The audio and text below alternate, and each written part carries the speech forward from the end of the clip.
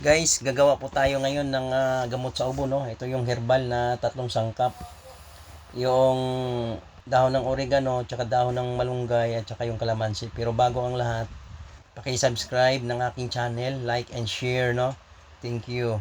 And ayan na. Pinipiga-piga na natin yung dahon ng oregano, nilagay na natin dyan sa bowl. At ano natin yun, ilabas natin yung kanyang katas, kasi yung katas nito, pag samasamahin natin yung 3 sangkap, ito yung dahon ng oregano, dahon ng malunggay, at saka yung kalamansi. Ayan, pipigain natin yan. Yan yung katas na ng dahon ng oregano na piniga na natin. Ayan na, nilagay natin sa bowl, tapos sinalo na natin sa malunggay, no?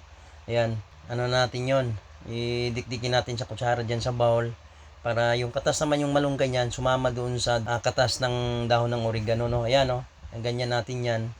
Oh, napaka-epektibo nito sa ubo, gamot sa ubo. Pwede ito sa mga bata, pwede sa mga matatanda, no? Basta inuubo yung mga matagal, lalo na yung mga matatagal na gumaling diyan, yung mga may mga ubo, lalo na sa panahon ngayon dahil malamig, no? Yan, napakaganda nito, napaka-epektibo nito. Bakit ko nasabi yan? Na-experience ko na yan dahil doon po sa misis ko, no? Na ang kanyang ubo, napakatagal gumaling ang kanyang ubo. Napakatagal gumaling ang kanyang ubo. At kung ano-ano na lang yung gamot na iniinom niya, ano na lang ng mga resita, no? Pero hindi pa rin gumaling dahil mayroon siyang allergies. Ito, sinubukan natin, nagkuha tayo ng 3 sangkap, yung dahon ng oregano nga, yung dahon ng malunggay, tsaka yung kalamansi, pinagsama natin yan lahat, kinatas. Ayan, no, tingnan nyo. Para ginanyan ko yan, no, ginanyan ko yan, lumabas yung katas ng malunggay. Pero kanina, yung, yan yung, yan yung katas niyan na nakita nyo, ay yun yung katas na ng dahon ng oregano. Inuna ko na, sinama ko na yung katas ng din malunggay. Yan, didikdikin mo lang yan ng ng maayos, sipagan mo lang para lumabas, no? Ayan, nakita nyo, oh, ayan, oh. Sipagan mo lang sa pagdikdik. Ayan, napaka epektibo nito, subukan nyo, wala namang mawawala eh.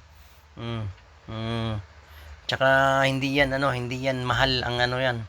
Hindi yan mahal ang pagbili niyan, na dahon ng kalamunggay, dahon ng oregano. Mas maganda kung may mga tanim kayo nito, magtanim din kayo kung may mga espasyo pa kayo sa inyong mga bahay-bahay, no? Lalo na sa mga mga malalaking space, pwede kayo magtanim nito. Ayan, oh. Di inisa-isa ko na yung kalamansi, pwede mga 8-10 piraso. Ayan, oh. Tapos maya-maya niyan kukunan ko na ng buto niyan, kunin ko yung buto, isala ko, no? At isama na natin diyan sa ayun dun sa bowl na puti, no? Na nakita nyo, ayan. Yung dahon na yung oregano, tsaka dahon na ng malunggay, yan yung katasan niya. Ayan. Ayan. No? Oh, kinuha ko na yung buto.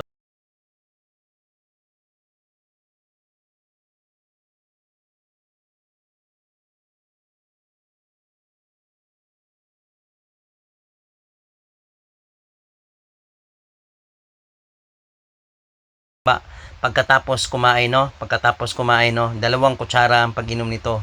3 beses sa isang araw, umaga, tanghali, tsaka gabi, pagkatapos ng kumain. Ayan na. Thank you for watching. Gabayan tayo ng Panginoong Diyos.